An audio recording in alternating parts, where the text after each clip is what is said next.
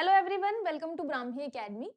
मेरा नाम है मधु और आप जुड़ चुके हैं मेरे साथ एमपीपीएससी प्रीलिम्स की प्रिपरेशन में। आज हम यूनिट 1 के डिस्कशन करने वाले हैं। यूनिट 1 में जो आपका नया टॉपिक ऐड हुआ है, कल्पना और विचार, उसका डिस्कशन करें। इसके पहले हम ऋग्वेद वाला जो पोर्शन है वो कंप्लीट कर चुके हैं। ऋग्वेद का 2 पोर्शन, एक संकल्पना और विचार वाला, दूसरा इतिहास वाला। इतिहास में कैसे क्वेश्चन आते हैं, जैसे मैंने आपको बताया सामाजिक व्यवस्था के बारे में, आर्थिक व्यवस्था के बारे में, राजनीतिक व्यवस्था के बारे में। उसके अलावा अगर हम बात करें विचारों की, तो उसके कौन-कौन से विचार हैं, उसका जो मतलब उससे रिलेटेड ब्राह्मण ग्रंथ जो हैं, आरण्यक ग्रंथ जो हैं, उपनिषद ग्रंथ जो हैं, उन सब का हम डिस्कशन देख चुके हैं। आज हम उसके आगे कंटिन्यू करेंगे यजुर्वेद से। नेक्स्ट हो गया आपका यजुर्वेद। देखिए ऋक जो है और साम से भिन्न गद्यात्मक मंत्र, यहाँ पे आपको एक चीज याद रखना है। हमने एक ऋक शब्द पढ़ा था ना, वहां पे हमने देखा था कि कैसे अगर आप कविता के रूप में लिखते हैं, मतलब कैसे लिखते हैं, पद्य के रूप में लिखते हैं, और अगर मान लीजिए कहानी के टाइप का लिखते हैं, मतलब गद्य के रूप में लिखते हैं, तो आपका जो ऋग्वेद है उसमें आपको कैसे मिलेंगे, उसको ऋक जो वर्ड है, ऋक शब्द जो आया है या ऋत शब्द जो आया है, वो कहाँ से आया है? तो जो छंदात्मक आपको वहां पे मंत्र मिलेंगे ना, वहां से आया है। ठीक है, यहाँ पे आपको क्या मिलेगा? यहाँ पे आपको गद्यात्मक मंत्र मिलेंगे। गद्यात्मक मंत्र मतलब यहाँ पे आपको प्रोज फॉर्म में मंत्र मिलेंगे, और इसीलिए आपका जो यजुर्वेद है वो थोड़ा सा अलग है। सामवेद गाने वाला है, तो उससे भी आपको पता चलता है कि थोड़ा सा मंत्र गाने वाले होंगे, है ना। तो वहां पे भी आपका छंद आएगा, तुक, लय, ये सारी चीजें आएंगी। अगर हम बात करें ऋग्वेद की, तो ऋग्वेद में भी हमने पढ़ा कि वहां पे तुक, छंद, ये सब आएगा ना, छंदात्मक आपको मंत्र मिलेंगे। यजुर्वेद में क्या डिफरेंट मिलेगा? यजुर्वेद में आपको गद्यात्मक प्रोज के फॉर्म में कुछ मंत्र मिलेंगे। अब जैसे आप नॉर्मल पूजा देख लीजिए, पूजा होती है तो पंडित जी क्या करते हैं, जैसे उन्होंने कोई मंत्र पढ़ा है ना, ओम भूर्भुवः स्वः, उन्होंने पूरा मंत्र पढ़ा, लास्ट में क्या बोलते हैं, जैसे अक्षत चढ़ाइए, पुष्प चढ़ाइए। तो वो जो लाइन है ना, पुष्प चढ़ाइए, अक्षत चढ़ाइए, वो सिंपल सी लाइन हो गई। तो आप देख रहे हैं आपके यजुर्वेद में गद्यात्मक लाइनें भी आएंगी। कुछ आएगा किसके फॉर्म में? पद के फॉर्म में, मतलब थोड़ा मंत्र आएंगे। मंत्रों के बाद क्या आएगा? जैसे आप पुष्प चढ़ाइए, अक्षत चढ़ाइए, मतलब आपका फिर गद्यात्मक आएगा। प्रोज के फॉर्म में भी आपको कुछ मंत्र मिलेंगे। तो याद रखिएगा, यहाँ पे ऋक, ऋक जो हो गया आपका ऋग्वेद से रिलेटेड, साम हो गया आपका किससे रिलेटेड? सामवेद से रिलेटेड। उन दोनों से भिन्न आपको गद्यात्मक मंत्र मिलेंगे। यहाँ पे प्रोज के फॉर्म में आपको मंत्र मिलेंगे। वो क्या है? वो है यजु, और यहीं से आपका क्या होता है? यजुर्वेद आता है। उत्पत्ति जो है यजुर्वेद में, जो यजु है, किस शब्द से हुई है? यजुष शब्द से हुई, जिसका मतलब क्या होता है? यज्ञ तथा पूजा। अब यहाँ पे आपको क्या मिलेगा? देखिए यजुर्वेद में यजु का वर्ड ही है यज्ञ, यज्ञ करना। लेकिन यहाँ पे याद रखिएगा, जैसे हम बात करते हैं अश्वमेध यज्ञ की बात करेंगे ना, राजसूय यज्ञ की बात करेंगे, तो उसके अलावा और भी आपको वर्ड जो है यज्ञ यूज होगा बहुत सारी जगह पे। उसका ये मैंने आपको एक पहले भी मतलब बताया है कि यज्ञ का मतलब होता है कर्म, है ना, काम से मतलब है। ये नहीं है कि सिर्फ हम जो आपका हवन वाला यज्ञ है उसकी बात कर रहे हैं, यहाँ हम बात कर रहे हैं कर्म की। तो यज्ञ के बारे में पता चलेगा और पूजा के बारे में पता चलेगा। उसके बाद यहाँ पे कर्म कांड प्रधान वेद है, जो आपका यजुर्वेद है, वहां पे कर्म कांड बताए गए हैं। आपको अगर जैसे यज्ञ करना है, जैसे मान लीजिए हम अश्वमेध यज्ञ की बात करें या राजसूय यज्ञ की बात करें, तो वहां पे कौन कौन से कर्म कांड करवाए जाएंगे? जैसे फूल चढ़ाए, पुष्प चढ़ाया जाएगा, अक्षत चढ़ाया जाएगा, वेदी बनाई जाएगी, मंत्र कौन कौन से होंगे, हवन कैसे किया जाएगा, सब आप कर्म कांड सोच सकते हैं। तो कर्म कांड प्रधान वेद आपका कौन सा है? यजुर्वेद, याद रखिएगा। ठीक है, फिर यजुर्वेद का जो पुरोहित है वो अध्वर्यु कहलाता है। तो रिचुअल बेस्ड वेदा है। अगर सबसे ज्यादा रिचुअल हम बात करें किसमें मिलेगा, तो यजुर्वेद में मिले। फिर यहाँ पे उसका जो पुरोहित है वो अध्वर्यु कहलाता है। ये मैंने आपको शुरू में भी बताया था। चारों वेद आप एक साथ लिखिए, यजुर्वेद, सामवेद, अथर्ववेद और ऋग्वेद। उसके बगल में जो उसके पुरोहित होते हैं यहाँ पे, उसको फिर एक लाइन से लिख लीजिए। अध्वर्यु हो गया, होता हो गया, है ना, और उद्गाता हो गया, उसके अलावा ब्रह्मा हो गया। तो चारों आप लाइन से याद कर लीजिए, जिससे कंफ्यूजन नहीं हो। शुरू में हमने बताया है, आप पहले लेक्चर से अगर देखना चालू करेंगे तो आपको ये सारी चीजें बहुत आसान लगेंगी। अभी यहाँ पे क्या है? अध्वर्यु जो है पुरोहित हो गया, इसका गद्यात्मक भाग जो है यजुः कहलाता है। इसलिए यजुष की प्रधानता के कारण इसे यजुर्वेद कहते हैं। मतलब यजुर्वेद, इसके यजुर्वेद का जो नाम है वो कैसे पड़ा, या उसके पीछे का विचार क्या है, क्योंकि हमें विचार देखना है। तो विचार ये है कि भैया यहाँ पे गद्यात्मक भाग जो है, गद्यात्मक जो मंत्र आपको मिलेंगे वो कैसे, उसका क्या है, वो क्या कहलाते हैं, यजुः कहलाते हैं। यजुः हो गया या यजुस, यजुस की प्रधानता के कारण इसका नाम पड़ गया यजुर्वेद। ठीक है, यहाँ हो गया, यह गद्य और पद्य दोनों में लिखा है। और ये यहाँ पे क्वेश्चन आपका बन जाएगा, ऐसा कौन सा वेद है जो गद्य और पद्य दोनों में लिखा गया है, तो आप सीधे सीधे आंसर करेंगे यजुर्वेद। यजुर्वेद में हमने बताया रिचुअल्स की, कर्मकांड की प्रधानता है। अब जब आप कर्मकांड करेंगे तो सीधी बात है, एक लाइन अगर आप मंत्र बोल रहे हैं, दूसरी लाइन क्या बोलते हैं आप, जैसे पुष्प चढ़ाइए, अक्षत चढ़ाइए, तो गद्य में बोलते हैं, प्रोज फॉर्म में बोलते हैं। तो याद रखिएगा कि हमारा गद्य और पद्य दोनों किस में मिलेगा, यजुर्वेद में मिलेगा। its prose spiritual part is called yajus, hence due to the predominance of yajus it is called yajurveda, written in prose and verse। यहाँ पे प्रोजेस फॉर्म में भी मिलेगा आपको और वर्सेस फॉर्म में भी मिलेगा यजुर्वेद में। ठीक है, ये क्वेश्चन बन सकता है कि कौन सा ऐसा वेद है जहां पे गद्य और पद दोनों मंत्र हमें मिलते हैं। कौन सा हो गया, यजुर्वेद। इसमें प्रधानता किसकी है, कर्मकांड की, रिचुअल्स की प्रधानता। ये आपका दूसरा क्वेश्चन बन गया। अगर बात करें कि ये आपका जो यजु है उसका मतलब क्या होता है, अर्थ क्या होता है, तो उसका मतलब होता है यज्ञ या यहाँ पे पूजा। तो ये तीसरा क्वेश्चन बन गया। आपको जितनी भी चीजें आप पढ़ रहे हैं तो दिमाग में तो ये रखना ही पड़ेगा ना कि हमारे प्रीलिम्स में क्वेश्चन पूछा कैसे जा सकता है ना। इतनी सारी चीजें हम पढ़ तो जरूर लें, क्वेश्चन कैसे पूछा जा सकता है वो भी आपको दिमाग में रखना है बैकग्राउंड में। ठीक है, फिर यहाँ जो यजुर्वेद के भाग, दो भाग है, शुक्ल यजुर्वेद और कृष्ण यजुर्वेद। याद रखिएगा, आपको अथर्ववेद में, सामवेद में, ऋग्वेद में ऐसा नहीं मिलेगा। हमने 5 ब्रांचेस पढ़ी हैं, 21 वैसे पतंजलि जी ने 21 बताई थी, ऋग्वेद की 5 मिलती हैं, लेकिन उसमें से हमें बहुत सारे भाग नहीं मिलते। मैंने बताया था शाकल याद रखिएगा जो ऋग्वेद से संबंधित है। यहाँ पे कृष्ण और शुक्ल यजुर्वेद ये आपको 2 भागों में मिलेगा। और इसी के हिसाब से आगे जब आप ब्राह्मण ग्रंथ पढ़ेंगे, जब आप उपनिषद ग्रंथ पढ़ेंगे, तो दोनों शुक्ल यजुर्वेद के अलग रहेंगे, कृष्ण यजुर्वेद के अलग रहेंगे।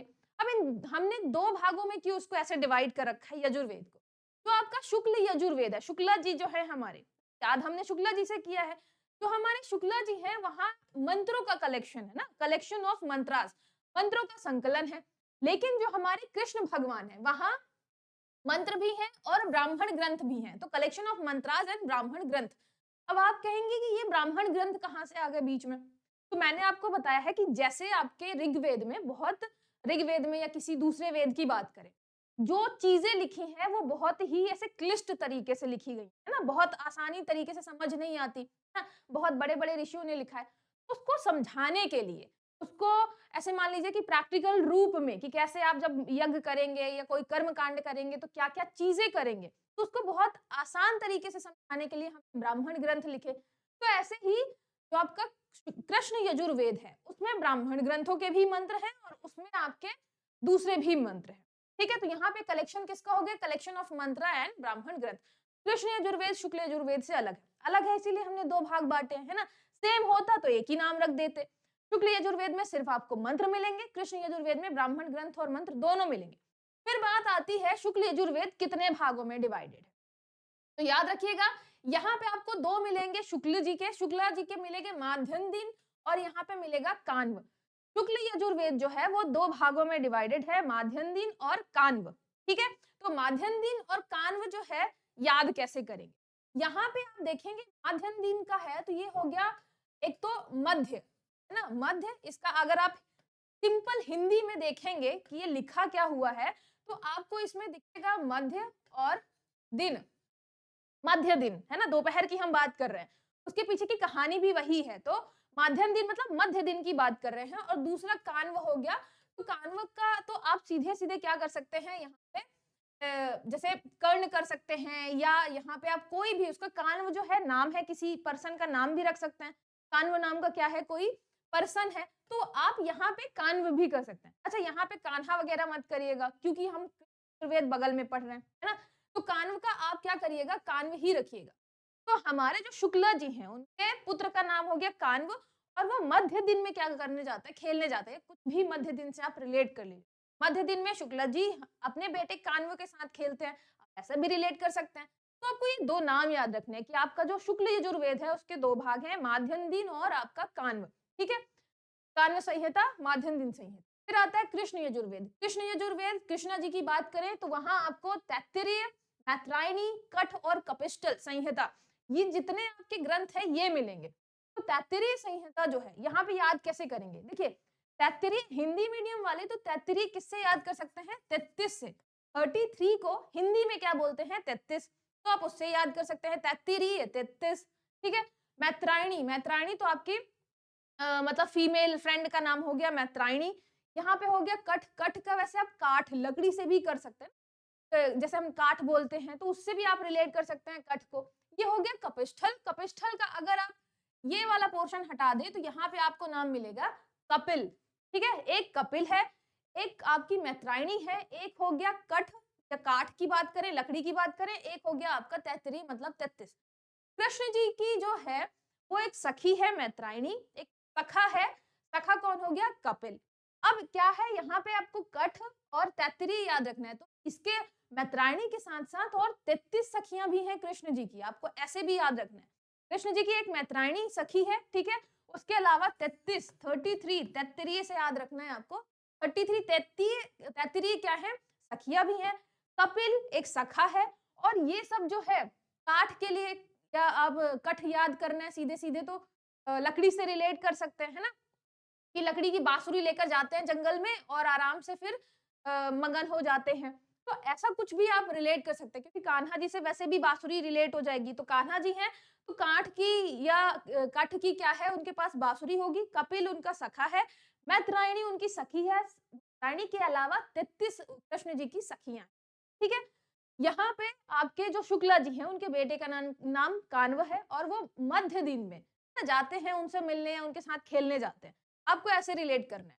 याद रखिएगा, ये आपको जरूर याद रखना है, अगर क्वेश्चन टफ बनाता है तो ऐसे क्वेश्चन जरूर पूछे जाएंगे कि तैत्तिरीय संहिता, मैत्रायणी संहिता ये किस वेद से रिलेटेड है, तो स्पेसिफिक दिया भी रहेगा कृष्ण यजुर्वेद, शुक्ल यजुर्वेद, क्योंकि आपको बताना पड़ेगा, सिर्फ यजुर्वेद ऑप्शन नहीं रखेगा, तो इसलिए आपको पूरा याद रखना है, ठीक है। फिर शुक्ल यजुर्वेद में सबसे पहला आता है माध्यन दिन। अब इसको माध्य दिन क्यों बोलते हैं, है ना, क्योंकि यहाँ पे वाजसने, वाजसने कौन है, हमारे एक ऋषि जी हैं जो कि वाजसेनी के पुत्र हैं, और याज्ञवल्क्य इसके दृष्टा। वाजसने जो है वो वाजसने, यहाँ वाजसनेयी मतलब ये इनकी माता जी का नाम है, वाजसनेयी के पुत्र है, और इनको क्या है, ये माध्य दिन क्या है, आपकी संहिता है, मतलब एक आपके मंत्रों का कलेक्शन है, एक ऐसे बुक टाइप की मान लीजिए। सिंपल भाषा में हम बात करें कि आपकी एक बुक है, बुक में जो चीजें लिखी हुई हैं, आपको भी पता है कि पहले क्या होता था कि गुरु जो है वो शिष्यों को बताते थे, है ना, और जो गुरु है उसे कैसे पता चलता था, तो ऐसा माना जाता है कि उसे दिखता था ना, भगवान जी उसे दिखाते थे, तो दृष्टा वर्ड हम यूज करते हैं, तो इसके दृष्टा जो है याज्ञवल्क्य जी हैं, ठीक है, याद रखिएगा। और सूर्य के द्वारा याज्ञवल्क्य ऋषि को दिन में ज्ञान प्राप्त होने के कारण हम इसको माध्य दिन बोल रहे हैं, ठीक है। याज्ञवल्क्य जी या वाजसनेय जो है, जो कि पुत्र किसके हैं, वाजसनेय के, अपनी मम्मी जी के नाम पे उन्होंने अपना नाम रखा है, उनको दिन में दिखता है सूरज, और वो भी सूर्य से प्राप्त होता है ज्ञान, या सूर्य से प्राप्त होता है दृष्टा जिसको बोलते हैं, तो सूर्य भगवान से प्राप्त होता है, इसीलिए हम इसको क्या बोलते हैं, माध्य दिन, ठीक है, मध्य दिन में प्राप्त हुआ। याज्ञवल्क्य इसके दृष्टा है, तो याद रखिएगा माध्य दिन के अगर हम पूछें रचयिता कौन है या माध्य दिन से संबंधित ऋषि कौन है, तो ये आपको कौन है, याज्ञवल्क्य, ठीक है। याज्ञवल्क्य का आप यज्ञ से भी रिलेट कर सकते हैं, मध्य दिन में हम क्या कर रहे होते हैं, यज्ञ कर रहे होते हैं, तो याज्ञवल्क्य क्या हो जाएंगे, इसके दृष्टा हो जाएंगे, ठीक है। यहाँ पे याद रखिएगा, हम जब बात कर रहे हैं किसी भी संहिता की तो बहुत बाद में ये लिखी गई है, पहले तो ऐसा होता था कि ऋषियों को ये क्या होता था, दिखाई देता था या उनको ये ज्ञान प्राप्त होता था, फिर वो लिखते थे, ठीक है, तो इसलिए दृष्टा वर्ड यूज हुआ है, शेयर वर्ड यूज हुआ है। फिर यहाँ हो गया आपका कान्व, कान्व है कण्व ऋषि की शिष्य परंपरा में इस शाखा का अभ्युदय हुआ है, मतलब कण्व ऋषि थे, कान्व ऋषि, अब सीधी बात है गुरु शिष्य परंपरा चल रही थी, तो कान्व ऋषि की जो परंपरा चल रही थी उसमें इस शाखा का अभ्युदय हुआ था, इस शाखा का उदय हुआ था, इसलिए इसका जो संहिता का नाम पड़ा वो पड़ा कान्व, ठीक है। ये महाराष्ट्र में सबसे ज्यादा प्रचलित है, तो आपको ये भी याद रखना है कि कान्व संहिता, जो कान्व है शुक्ला जी का बेटा, वो कहाँ रहता है, महाराष्ट्र में रहता है, ठीक है। तो the origin of this branch in this in the disciple tradition of Rishi Kanva, ठीक है, मोस्ट प्रेविलेंट इन महाराष्ट्र। ये आपको याद रखना है। कान्व हो गया, माध्य दिन हो गया। माध्य दिन से रिलेटेड है हमारे याज्ञवल्क्य जी, और इनको दिन में सूर्य भगवान से प्राप्त हुआ था, इसलिए हम माध्य दिन इसका नाम रखते हैं। कान्व हो गया, महाराष्ट्र में प्रचलित है। कान्व ऋषि की शिष्य गुरु परंपरा में ये क्या होता है, इसका अभ्युदय होता है, इसलिए हमने इसका नाम कान्व रखा है। ठीक है, किसके अंतर्गत है ये दोनों, तो शुक्ल यजुर्वेद के अंतर्गत है, ये याद रखना। फिर आता है शुक्ल यजुर्वेद में जो मंत्र हैं यज्ञ से रिलेटेड, 40 अध्यायों में विभिन्न प्रकार के यज्ञों का वर्णन है। तो याद रखिएगा, शुक्ला जी हमारे यज्ञ में बहुत ज्यादा ध्यान देते थे। 40 प्रकार के यज्ञों का वर्णन है शुक्ल यजुर्वेद में। कैसे हो गया आपका अश्वमेध यज्ञ, राजसूय, पुरुष मेध, सोम यज्ञ, पितृमेघ यज्ञ, तो बहुत सारे आपको यज्ञ मिलेंगे। 40 अध्याय में विभिन्न प्रकार के आपको क्या मिलेंगे, यज्ञ मिलेंगे।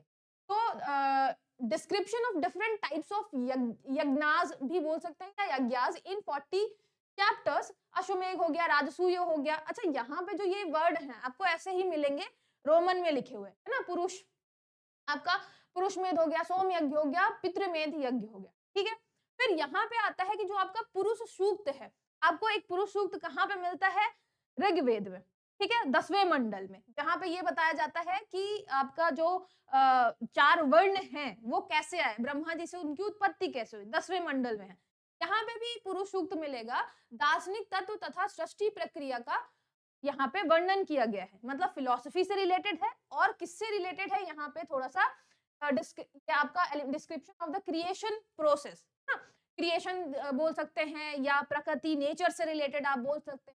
तो यहाँ पे सृष्टि प्रक्रिया, क्रिएशन कैसे हुआ, उससे रिलेटेड है और फिलॉसफी से रिलेटेड है।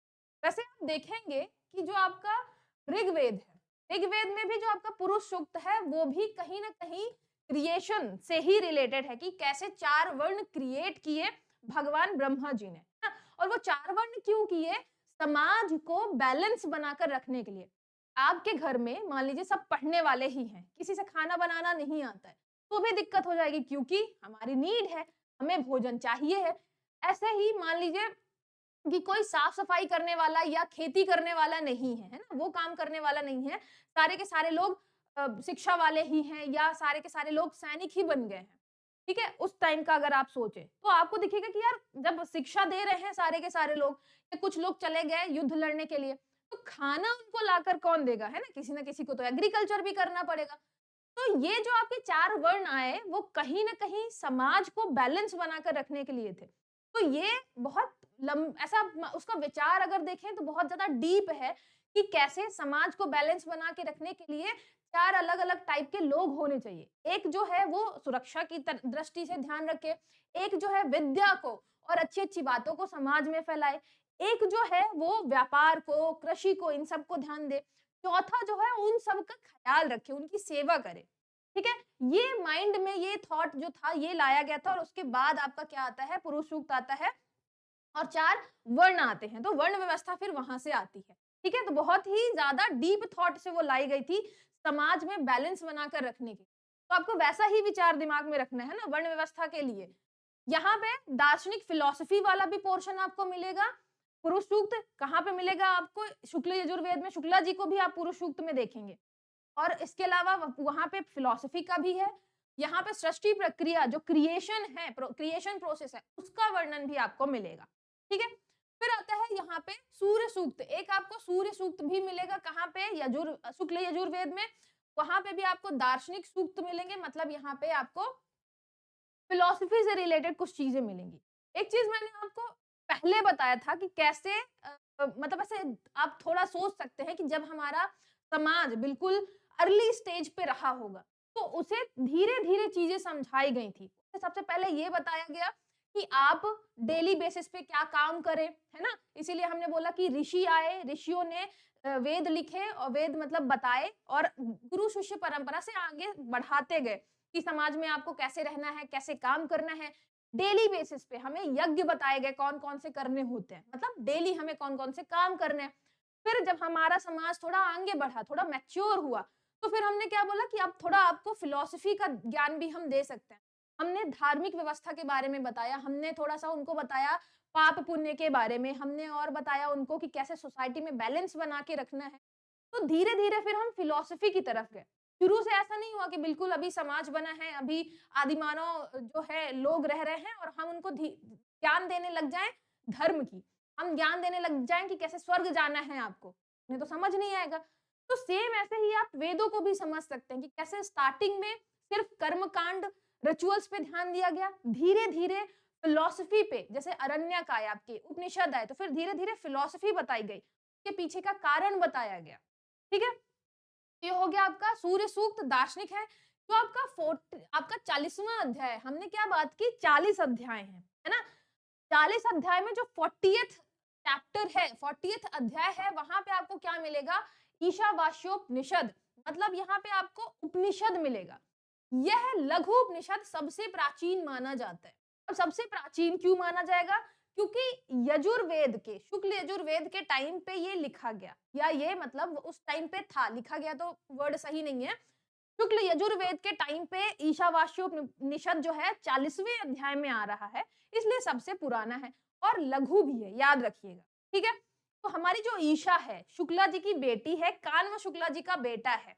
ईशावास्योपनिषद जो है वो 40 साल बाद उनके जीवन में आई। अब ऐसा भी इमेजिन कर सकते हैं ना, बहुत टाइम हो गया था, सिर्फ एक बेटा था, उनको लगा एक और बेटी कर लेते हैं।